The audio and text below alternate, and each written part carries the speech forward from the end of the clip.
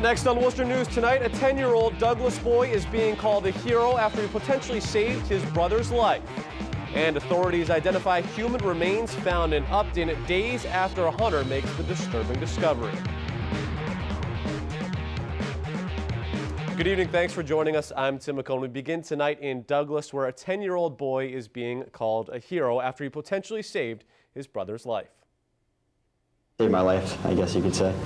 Josh Wilcox is thanking his younger brother Braden Wednesday. It was a little after 9:15 in the morning when the 10-year-old awoke to an alarming noise. I woke up from the sound of the beeping from the CO2 detector. Braden quickly called his mother at work to let her know the situation and then sprung into action. I woke up my brother, we went outside, and then we called the fire department.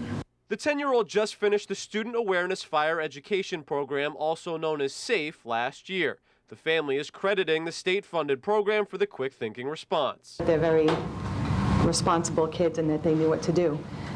Thanks to the SAFE program, I think it really came through. We're happy that our message in teaching fire safety was able to be utilized and that it actually saved a couple of lives. Firefighters are so impressed he put that message into action, they want to make sure others recognize his efforts. I'll be putting him in and recommending him for a Young Hero Award with the state.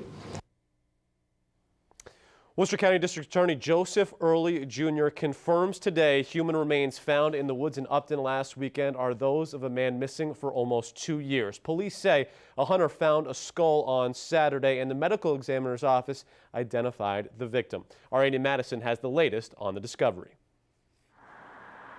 It was in these woods in Upton this past weekend where the human remains were discovered. A hunter called Upton police to report what appeared to be a human skull that was found in the woods near Menden Street in Upton. Authorities from 2 counties gathered in Upton to survey the scene. Using dental records, they were able to identify the victim. The remains that were found in the woods were those of James J. Robertson, who had been missing since being taken from his parents' home in Avon by 2 men on New Year's Day of 2014. That day, authorities say 2 men posing as officers picked up Robertson, claiming he needed to be taken for a drug test. He was never seen again. In recent weeks, authorities had warned hunters in the Blue Hills area near Boston to be on the lookout. This weekend's discovery, a tragic end to the search. My heart goes out to the family. You got to remember, Mr. Robinson was a son, a brother, and he's a father of a couple children. So it's bittersweet, I guess you'd say, at this time. 3 men have been charged with kidnapping in Robertson's disappearance, and another charged as an accessory. The case is still pending, and the recent discovery could bring additional charges in the future. We have to follow the evidence, and the evidence is still actively being gathered, and the detectives continue to work. So as that happens, then the process will continue along. But at this time, I really, will have no comment on what we will or will not do. Andy Madison, Worcester News Tonight. 3 men have been arraigned inside Worcester Superior Court in connection to a 2003 murder in Fitchburg. The arraignments come after they were secretly indicted last week. Mitchell Rivera, Tyrone Strong, and Giovanni Rivera Casirio are facing charges for the killing of Christian Perez. Perez was found shot to death on Water Street on September 2nd of 2003. All 3 are being held without bail. A 4th defendant, Tony Ankrum, is scheduled to go on trial in March. And in Worcester, police are investigating a stabbing that left a man with serious injuries. Officers responded to the area of 81 Plantation Street shortly after 8 last night. They found a 19-year-old man unresponsive in the passenger seat of a car. He was taken to the hospital. His condition is not known at this time. The driver of the car says the victim, who is unknown to him, flagged him down while he was traveling on Haywood Street. Anyone with information is asked to contact police. 3 Webster police officers are honored for their actions to help residents escape an apartment building fire earlier this week. Today, the officers say they were only doing their jobs, but admit it was a scary scene. Our Olivia Lemon has more. I've never been in anything like that in my life. I couldn't see more than 2 feet in front of me. Webster police officer Spencer Donovan ran into a burning home to help rescue people inside. I was scared, but you just keep going. As much as you don't want to be in there, you have a job to do, and you have to do it. You got to get it done. My first initial thought was that I was going to die. Donovan and Officer Robert LaRochelle were first to arrive at the Granite Street fire. As soon as I opened it, I got hit with smoke and heat, and I dropped to the ground. Officer James Young Sr. arrived quickly after and ran inside to help. The three worked together to rescue a woman who was trapped on the first floor. The officers say they had to take turns going in and outside to get air because the smoke was so thick. You just think of getting in and getting people out. You don't really think about it. You just go in and do it. They were finally able to get the woman out. She was transported to the hospital and remains in critical condition. Officer Young helped save another woman on the second floor. When I heard her, all I could see was her legs. I couldn't see the top of her because of the thick black smoke, so it was just reaching in, grabbing, and pulling out. The three were recognized with letters of commendation Wednesday for their efforts. These guys went above and beyond to get that woman out of there, risked their own lives, and literally they did that. Olivia Lemon, Worcester News Tonight. The two officers were also transported to the hospital. They both had to be treated for smoke inhalation, but are doing okay. The cause of the fire is still under investigation. While the Telegram is reporting OSHA is investigating a workplace death in Holden. Officials say Edgar Nieves of Worcester died in an industrial accident at Intertite Corporation on Christmas Eve. Details of his death have not yet been released. OSHA says it will examine how the accident happened and determine if any violations of workplace safety laws occurred.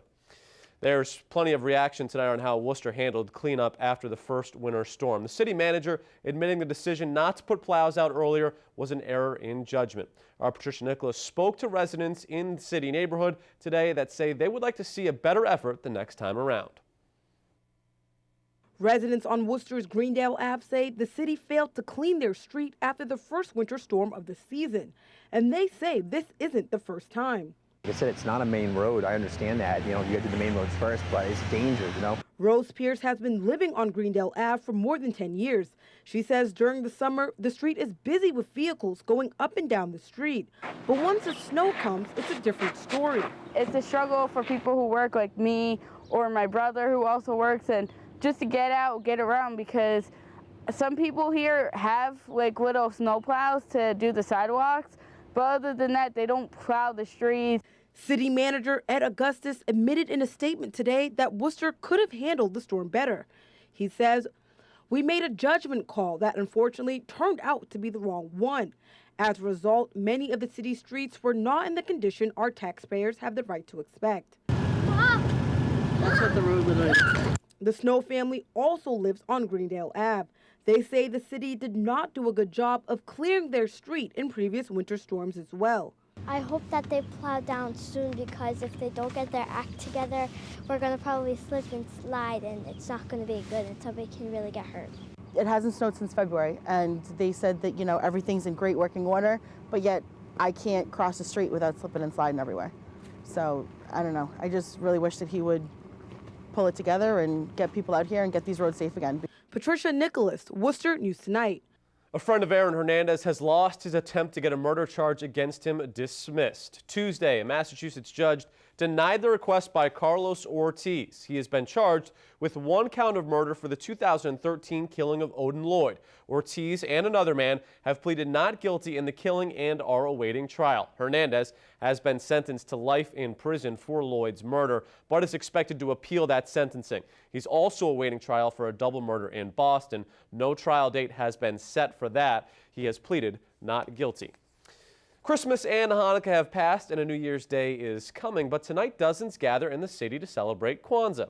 Kwanzaa runs for 7 days and started the day after Christmas. It's a spiritual and cultural holiday celebrating African heritage. Tonight's event at the YWCA featured poetry readings, a candle lighting, decorative displays, and a feast. Organizers tell us each day of Kwanzaa celebrates a different principle which all people should live by. There's 7 principles, as we said, unity, self-determination, collective work and responsibility, cooperative economics and sharing, Nia, purpose, Kuumba, which is creativity, and Imani, which is faith. And we want people to incorporate that in their daily lives. If they take that forward, they will be successful. If you're not into the commercialization of other holidays and you're just into celebrating the greatness of us as human beings and the blessings that we get from our Creator, then Kwanzaa is for you. Kwanzaa is a holiday with a tradition dating back to 1960.